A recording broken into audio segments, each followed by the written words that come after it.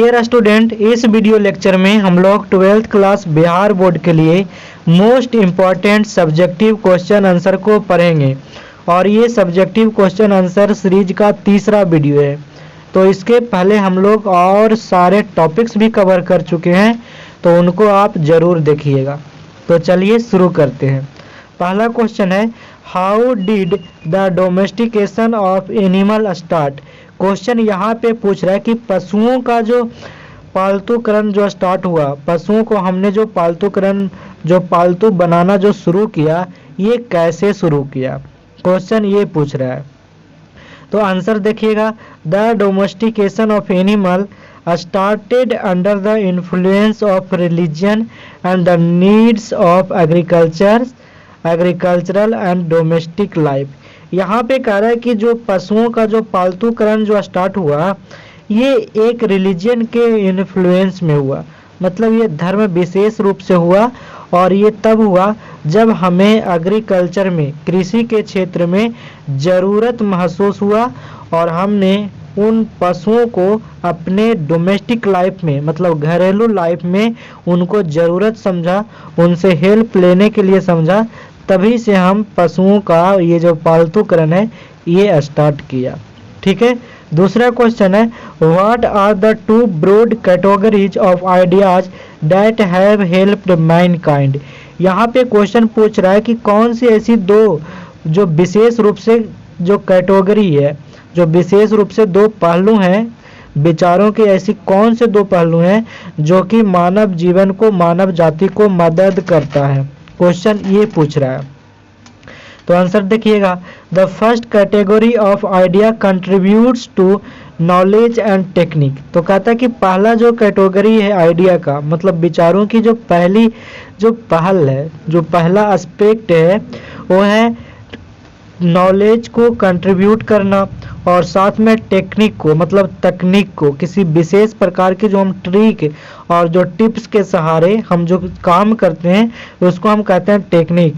And the second category, और जो second category है आइडिया का, वो है contribute to moral and politics, कि हम अपने जो लाइफ है, जो सोशल लाइफ है, सामाजिक जीवन है, उसमें हमने सांस्कृतिक और राजनीतिक जो नॉलेज था उस चीज़ को भी कंट्रीब्यूट करता है। सिंपली यहाँ पे ये बताया गया है कि दो कैटेगरी है, तो पहली कैटेगरी हो गई टेक्निक का डेवलपमेंट करना और दूसरी कैटेगरी हो गई मोरल और पॉलिटिक्स नॉलेज का डेवलप करना अपनी सोसाइटी में। ठीक है। अब यही दोनों चीज़ें जो कि मानव जाति को बहुत मदद किया है, क्वेश्चन यही पूछ रहा था। तीसरा क्वेश्चन है, has civilisation taught us to be more friendly towards one another. ये क्वेश्चन काफ़ी इम्पोर्टेंट है। तीसरा क्वेश्चन इज वेरी इम्पोर्टेंट।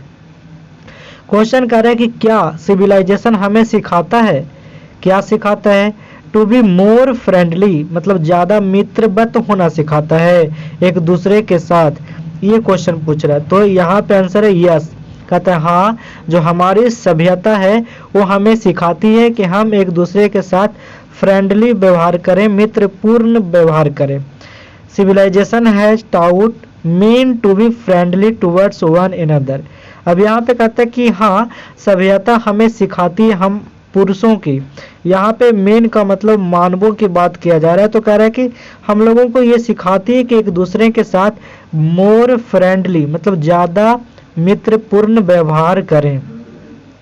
आगे लिखा हुआ है, बर्ट्रैंड रसल सेज, आपको पता है ideas that have helped Mankind के राइटर कौन है, तो यही है, तो उसी चैप्टर से ये क्वेश्चन है ना। तो यहाँ पे मैंने लिखा है, Bertrand Russell says that robin speck an elderly robin to death but men give an elderly man an old age pension. यहाँ पे बेसिकली जो बातें कही गई है ना, ये कहा ये जा रहा है, आप देसी स्टाइल में ये समझ लें कि सिविलाइजेशन हमें एक दूसरे के साथ फ्रेंडली तभी सिखाती है जब हम मोरली, मतलब नैतिक रूप से अपने कल्चर के हिसाब से काफ़ी ज़्यादा मैनेजेबल होते हैं।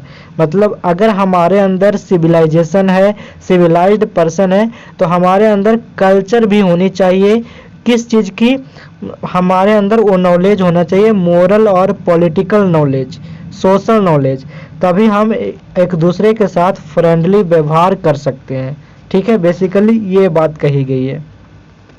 नेक्स्ट क्वेश्चन है what was the condition of man in the beginning. यहाँ पे क्वेश्चन पूछ रहा है कि जो मैन के बिगिनिंग में, जो मानव की शुरुआत में कंडीशन कैसी थी, क्वेश्चन ये पूछा है। तो यहाँ पे लिखा हुआ the condition of man in the beginning was miserable.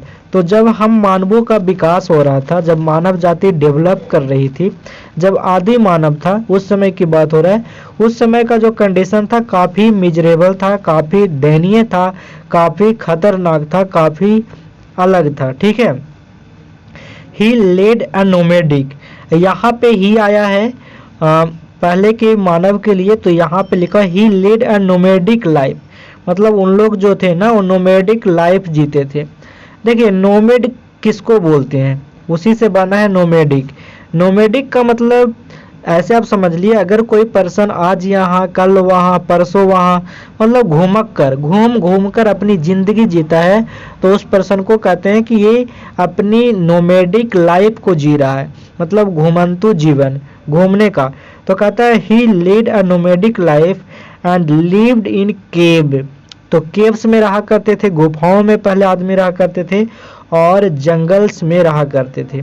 कहता है he was afraid of wild animals, और उन्हें जंगली जानवरों से डर था। एक्चुअली डर तो आज भी है ना। He didn't know how to prepare his food, और उन लोगों को पता नहीं था कि भोजन कैसे तैयार किया जाता है। हम लोगों ने बहुत बाद में, मतलब बहुत समय ऐसे ज़िंदगी जिया, उसके बाद एक एक चीज़ करके आगे आगे आविष्कार होता गया और हम लोगों की लाइफ अब जाकर मॉडर्न बन गई। तो यहाँ पे क्वेश्चन में बेसिकली ये पूछ रहा था कि जब मानव का विकास हो रहा था तो उस समय बिगिनिंग में कंडीशन कैसा था। तो यहाँ पे इस क्वेश्चन में सारी बातें आंसर में बताई गई है। नेक्स्ट क्वेश्चन है what was the role of fire in our development. ये क्वेश्चन काफ़ी इंपॉर्टेंट है और हालांकि ये क्वेश्चन 2021 के एग्जाम में पूछा हुआ भी है, तो ऐसा बात न है, इसे आप इग्नोर बिल्कुल भी ना करें, इसे आप याद करके ही जाएं। और जो लोग कहते हैं क्वेश्चन बैंक, तो मैं आपको पुराने क्वेश्चन को ध्यान में रखकर, आप देखिए पुराना क्वेश्चन जो भी इम्पोर्टेंट है ना, वो मैं आपको हर एक वीडियो में डाल रहा हूँ। तो बेसिकली यहाँ पे क्वेश्चन ये पूछ रहा है कि जो मानव के जो डेवलपमेंट था, जब मानव विकास कर रहा था, तो उस समय आग का रोल क्या था, आग की भूमिका क्या थी। तो आपको पता है आग का रोल बहुत ही इम्पोर्टेंट था। तो यहाँ पे आंसर देखिए the invention of fire proved a milestone in our development. तो कहता है कि हमारे विकास में, हम मानव की विकास में जो फायर का जो इन्वेंशन है, जो आग का आविष्कार है, इन्होंने प्रूव कर दिया है, मतलब आग का आविष्कार ने प्रूव कर दिया है एक माइल स्टोन को। माइल स्टोन समझ में आता है, जैसे आप दिल्ली जा रहे हैं तो आप जाते हैं तो यहाँ पर लिखता है ना दिल्ली 110 किलोमीटर, 110 किलोमीटर। जब आप दिल्ली की ओर अप्रोच करेंगे, दिल्ली की ओर बढ़ेंगे, तो आपको ये बताएगा। तो ये माइल स्टोन बताता है कि आप अभी यहाँ पहुँचे हैं और आपको अब कितना दूर पहुँचना है। तो आप ऐसे समझ लीजिए कि जो आग का जो आविष्कार था ना, ये सफलता की पहली सीढ़ी थी। तो वही चीज़ें यहाँ पे कह रहा है कि the invention of fire proved a milestone in our development, it created light in darkness. कहता है ये अंधकार में ना उजाला बना दिया, ऐसा मानो आग का आविष्कार हो गया तो।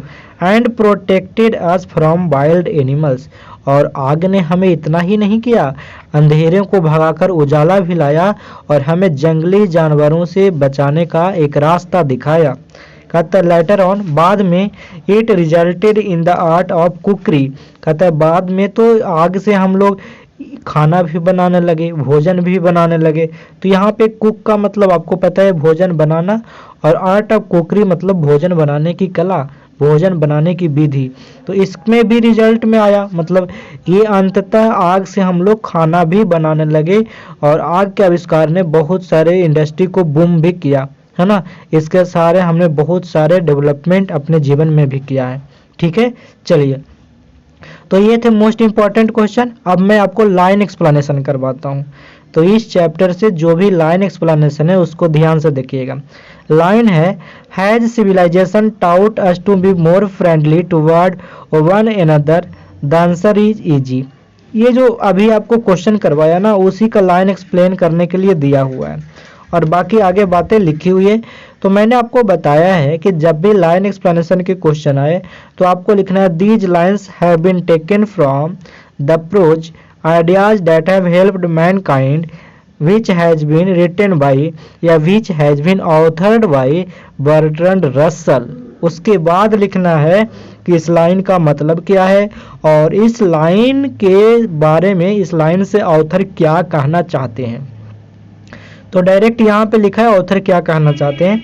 The author emphasize that civilisation has made us intellectual and cultured.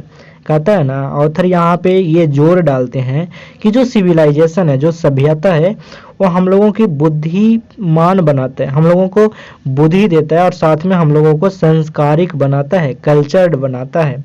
It has upgraded our moral qualities, और जो हमारे अंदर जो नैतिक गुण होता है, जो नैतिक संस्कार होता है, उसको अपग्रेड करता है।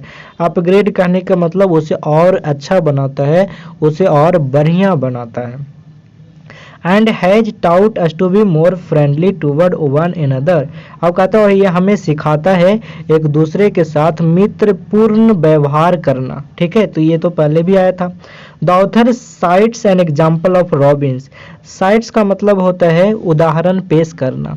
तो कहता है कि जो ऑथर है ना यहाँ पे रॉबिन्स का उदाहरण पेश करते हुए कहते हैं कि an English species of words.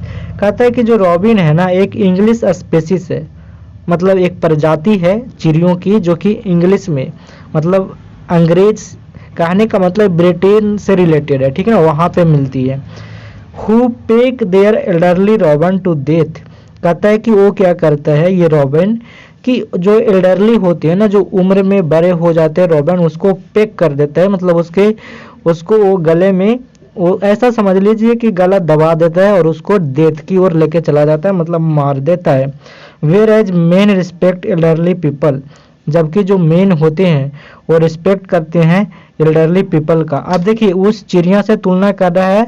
उस चिड़िया के बारे में तो पहले बता दिया कैसा है, लेकिन अब हम लोग बात करते हैं कि हम लोग सिविलाइज्ड हैं, हम लोग कल्चर्ड हैं, तो हम लोगों में क्या अंतर है। तो यहाँ पे कह रहा है मेन का मतलब मानव। अब हम लोगों की बात की जा रही है कि मेन जो हम लोग जो हैं वो रिस्पेक्ट करते हैं उम्र दराज आदमी को, and pay them and old age pension. और यहाँ तक नहीं, उन्हें ऑनर करते हैं, उनको रिस्पेक्ट देते हैं। और आप यहाँ पे कह रहा है कि कई परिस्थितियों में तो उनको ओल्ड एज पेंशन भी देते हैं।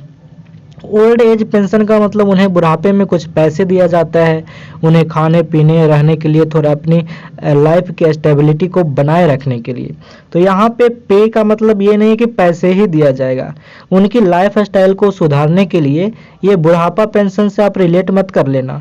ठीक है, यहाँ पे बेसिकली जो इसका सार है ना, ये कहना चाहता है कि जब कोई पर्सन बूढ़ा हो जाता है, बुढ़ापे वाले एज में होता है, तो हम उनको रिस्पेक्ट करते हैं और साथ में उनको पे करते हैं, अपना अटेंशन पे करते हैं। मतलब उनको उनका हम ख्याल रखते हैं कि उनकी जो लाइफ है ना वो काफ़ी हद तक स्टेबल ही रहे, मतलब वो पहले से डिग्रेड ना हो। तो जिस तरह से वो अभी तक जी रहे थे उस तरीके से एक सामान्य लाइफ वो एल्डरली पर्सन जी सके।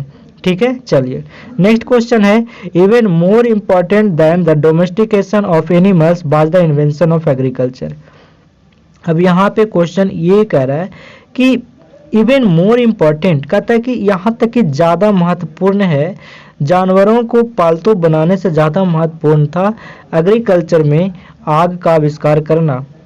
नहीं, यहाँ पे वो नहीं, यहाँ पे बोल रहा है कि even more important than the domestication of animal was the invention of agriculture. यहाँ पे बोल रहा है कि जो एग्रीकल्चर का जो आविष्कार है ना, जो मतलब कृषि का जो आविष्कार हुआ, उससे ज़्यादा इम्पोर्टेंट था एनिमल का डोमेस्टिकेशन, है ना, मतलब पालतू बनाना। चलिए देखिए, कहता है फिर वही बात आपको करना है कि these lines have been taken from, है ना, ये बात आपको लिखनी है। तो कहता है the lines are taken from the lesson ideas that have helped mankind written by Bertrand Russell. चलिए ये काम लिखा हुआ है यहाँ पे। द राइटर एक्सप्लेन, कहता है जो राइटर है एक्सप्लेन करता है that for the development of civilisation invention of agriculture was more important than the domestication of animal. यहाँ पे कहता है कि जो राइटर है ना ये बात को एक्सप्लेन करता है, किस बात को, डेवलपमेंट ऑफ सिविलाइजेशन को, कि जो हमारे सिविलाइजेशन का जो डेवलपमेंट है, जो इन्वेंशन ऑफ एग्रीकल्चर है, मतलब जो कृषि का जो आविष्कार है वो ज़्यादा इम्पोर्टेंट था जानवरों का पालतू बनाने से। ठीक है, तो ये बातें यहाँ पे किया गया है। अगला क्वेश्चन है it obvious that we know more than animals do and it is common to consider this one of our advantage. देखिए ये क्वेश्चन तो उतना ज़्यादा इम्पोर्टेंट नहीं है, फिर भी मैं आपको समझा देता हूँ।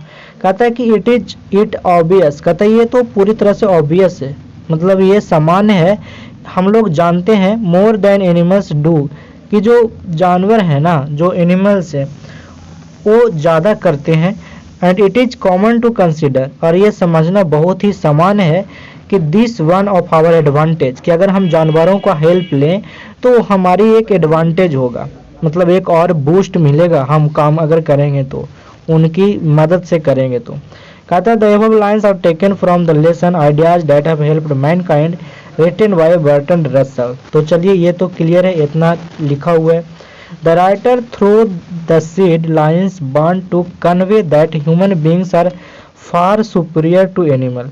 कहता है कि राइटर है ना जो यहाँ पे ये बात कन्वे करना चाहता है, इस लाइन से ये बताना चाहता है कि जो ह्यूमन बीइंग है वो फार सुपीरियर है, मतलब बहुत ही ज़्यादा सुपीरियर हैं, अच्छे हैं, मॉडर्न हैं, किन से, एनिमल से।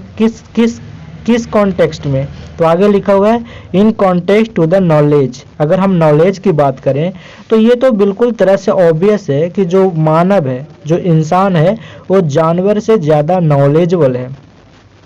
कहता है द शुड टेक, यहाँ पे द नहीं आना चाहिए, दे शुड आना चाहिए, ठीक है ना। They should take the advantage in order to the distinguished from the brutes.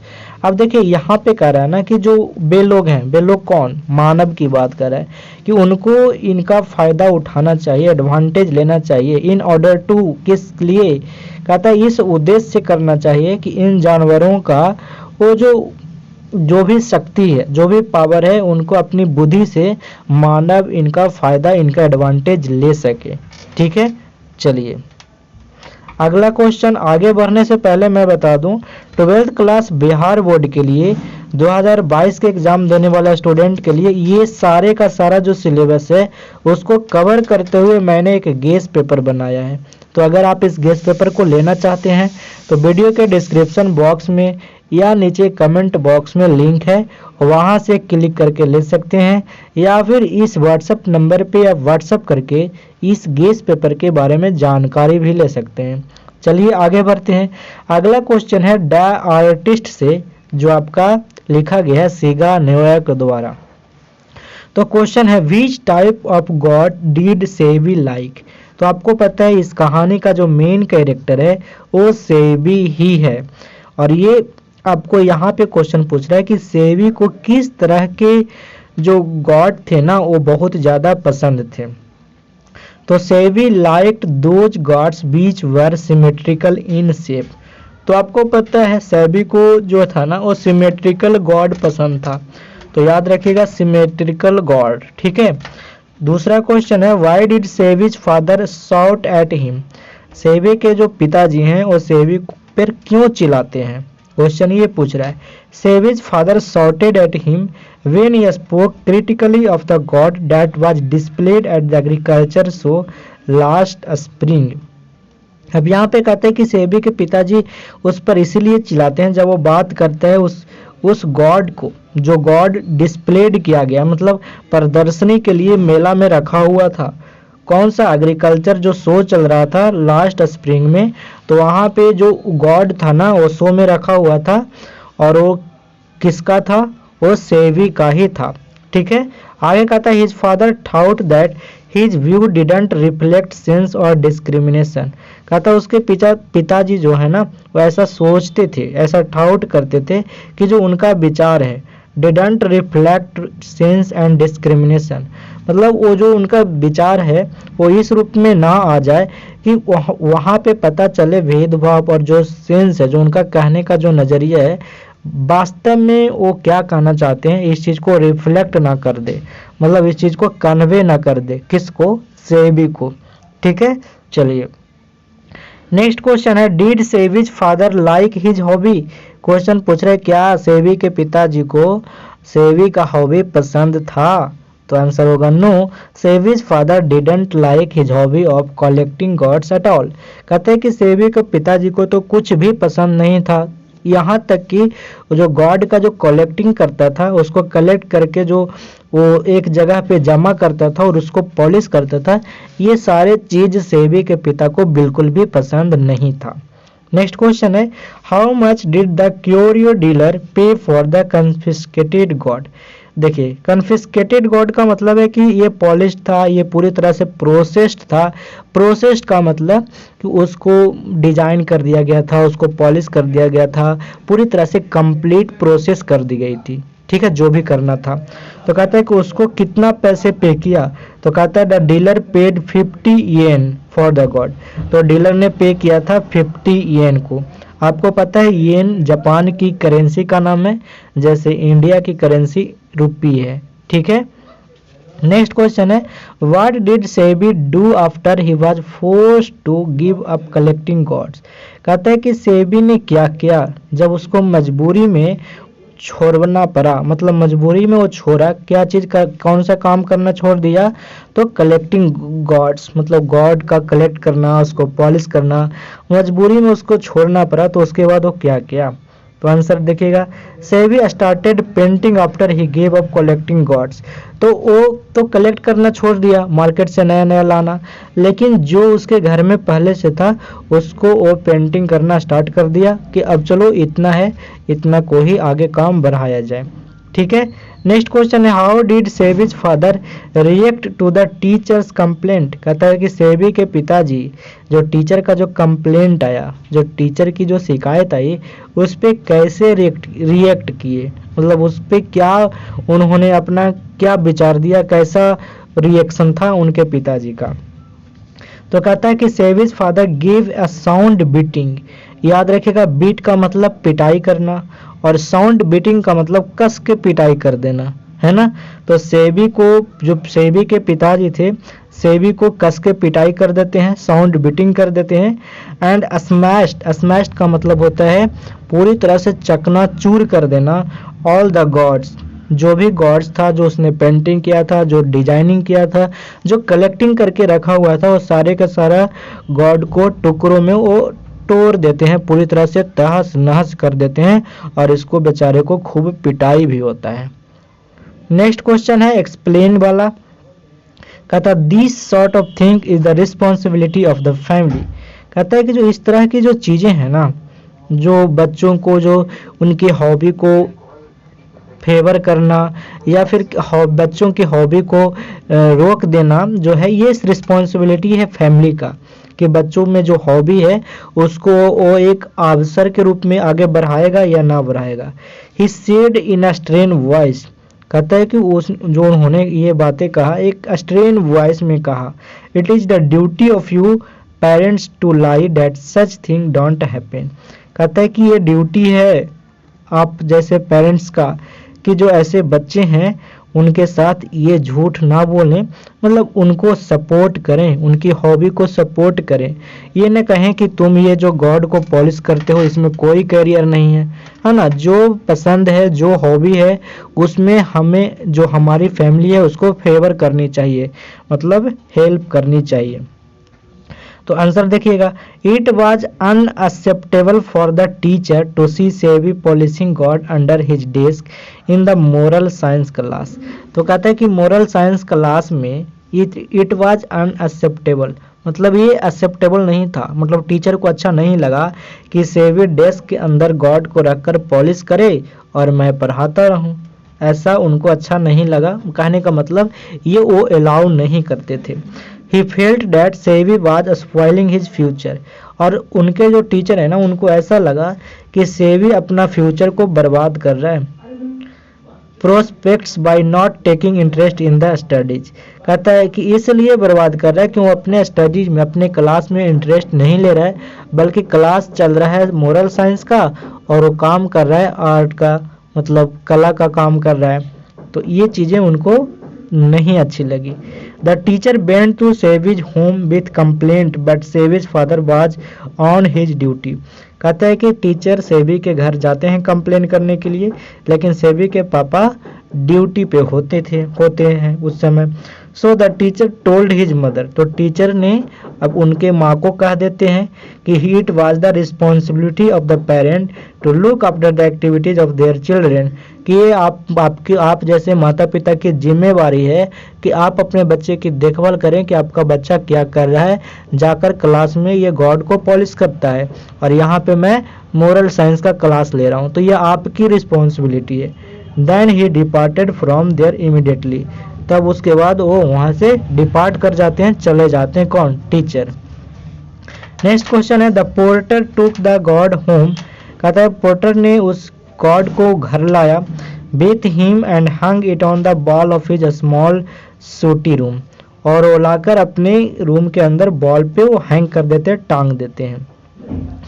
अब कहता है कि इसको एक्सप्लेन करिए, तो कुछ नहीं करना, बस यह लिखना है कि ये लाइन यहाँ से लिया गया और इसको लिखना है। एक बात बताऊं, आपके एग्जाम में जो लाइन एक्सप्लेनेशन के क्वेश्चन पूछे जाएंगे ना, वो सबसे मज़ेदार और सबसे जो अच्छे लेवल के क्वेश्चन पूछे जाएंगे वो पूछे जाएंगे पोएट्री सेक्शन से, प्रोज सेक्शन से। लाइन एक्सप्लेनेशन के क्वेश्चन एकदम बिल्कुल इजी पूछा जाएगा, इतना हार्ड भी नहीं पूछा जाएगा, कहीं से एक लाइन उठाकर दे देगा, बहुत इजी चैप्टर से, चाहे इंडियन सिविलाइजेशन एंड कल्चर से, मतलब प्रोज से पूछना होगा ना लाइन एक्सप्लेनेशन, तो बिल्कुल इजी वाला पूछेगा, उसको आपको एक्सप्लेन करना है। ठीक है, तो कहता है कि an old porter who worked in the school was given savage confiscated god by the teacher। कहता है कि एक ओल्ड पोर्टर होता है जो कि स्कूल में काम कर रहा होता है, उसको सेबी का वो सजाया जो गॉड होता है वो दे दिया जाता है टीचर के द्वारा। किसको दिया जाता है? ओल्ड पोर्टर को। ठीक है जी। कहता है the porter took the God home and hang it on the wall of his room. Porter क्या करता है? पोर्टर आपको पता है ना, जो सामान ढोता है उसको पोर्टर बोलते हैं। बेसिकली आप कुली समझ लो, मतलब जो सामान यहाँ से वहाँ ले जाता है। वो क्या करता है कि गॉड को अपने घर लेके आता है और वो अपने दीवारों पे लटका देता है। He later sold off the gourd to the curio dealers, और बाद में वो क्यूरियो डीलर के पास वो गॉड को बेच देता है, कुछ पैसे कमा लेता है। नेक्स्ट क्वेश्चन है, ये काफ़ी इंपॉर्टेंट है, बिल्कुल काफ़ी इंपॉर्टेंट और काफ़ी इंटरेस्टिंग भी ये क्वेश्चन है, और ये पूछा हुआ भी है, फिर से पूछ सकता है, याद रखिएगा। कहता है you are an idiot he shouted. तो टीचर चिल्लाते हैं क्लास में, कहते हैं कि तुम मूर्ख हो एकदम। There is absolutely so future for a boy like you. तुम्हारे जैसे लड़के का फ्यूचर नहीं है, कुछ भी फ्यूचर नहीं है। तो यहाँ पे इस लाइन को एक्सप्लेन करना है, तो सबसे पहले तो वही लिखना है कि ये लाइन कहाँ से लिया गया है। तो यहाँ पे लिखा हुआ है the lines are taken from the story the artist written by Shiga Naoya. One day Seibei was caught polishing a gourd by his teacher. कहता है एक दिन की बात है कि सेबी जो है ना वो पकड़ा जाता है पॉलिश करते हुए, गॉड के डिजाइनिंग करते हुए टीचर के द्वारा। द टीचर गॉट एनवाइड, जो टीचर हैं वो एनवाइड हो जाते हैं, बहुत ही ज़्यादा क्रोधित हो जाते हैं और उसको डांट देते हैं, और डांटते समय ही ये फ्रेज बोलते हैं यू आर एन इडियट। ठीक है, ऐसा। अब नेक्स्ट क्वेश्चन है, Sebi is now engrossed in his pictures, he no longer feels any bitterness towards the teacher. अब यहाँ पे इस लाइन को एक्सप्लेन करना है, तो सबसे पहले तो वही बात लिखना है कि these lines have been taken from the prose the artist, या फिर the story the artist which has been written by Shiga Naoya, ऐसे करके लिखना है। अब इसके बाद आंसर देखिएगा, the line indicate that Seibei gave up his hobby of collecting gourds and engrossed himself in painting. कहता है कि ये लाइन ये बताता है कि सेवी का जो गॉड को कलेक्ट करना था, उसको सजा के जो रखने का जो हॉबी था, उसने उसको गेव अप कर दिया था, छोड़ दिया था, और वो क्या काम करने लगा था? बचे हुए गॉड्स को पेंटिंग करने लगा था। ही हैड नो बिटरनेस, और कोई करवाहट नहीं था, कोई शिकायत नहीं था, ये रफ एटीट्यूड के लिए जो उसने टीचर उनको देते हैं। तो देखिए सेबी कितना बच्चा था, इतना करने के बाद भी इसके अंदर कोई भी बिटरनेस नहीं था, कोई भी करवाहट नहीं था कि सर जी हमको ऐसे बोल दिए। ठीक है, तो ये थे मोस्ट इम्पॉर्टेंट क्वेश्चन। अगर आपका इसका पीडीएफ लेना है तो आप बीरबल प्रसाद सर टेलीग्राम चैनल को ज्वाइन करिए, लिंक डिस्क्रिप्शन में है टेलीग्राम चैनल का, या फिर टेलीग्राम पे सर्च कर लीजिए बीरबल प्रसाद सर, मिल जाएगा, वहाँ से क्लिक करके ज्वाइन कर सकते।